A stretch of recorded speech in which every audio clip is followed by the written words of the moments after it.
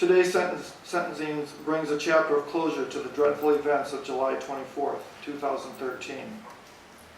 What I have to say today has changed only slightly from what I have said before here.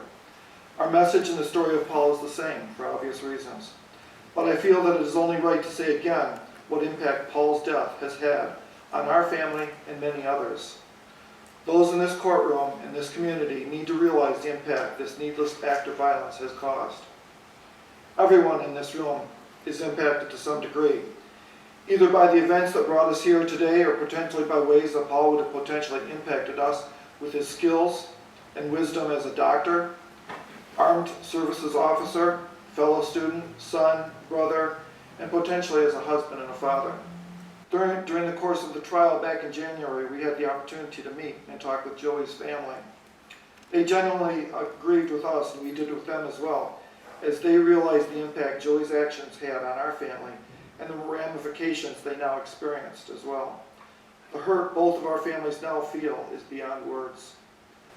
This entire ordeal has tested our faith in God. God has been there for us as we've had to deal with intense pain, anguish, and hatred, bitterness, sleepless nights, agonizing thoughts, and unanswered questions.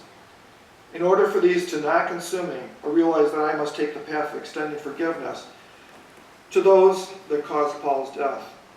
This does not mean that I condone the actions. It means working on forgiveness will free me from a lifetime of bondage to a bitter and hardened heart. Forgiving also doesn't mean I see the perpetrators as innocent. They are still guilty and must experience the consequences of their actions. As clearly brought out during the trial, Joei was directly involved with the murder of our son, Paul DeWolf. We feel punishment must be rendered. We respect the laws of Michigan, the sentencing guidelines, and mandates.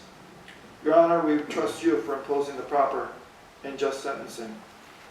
Thank you for allowing me to address you and those in this court.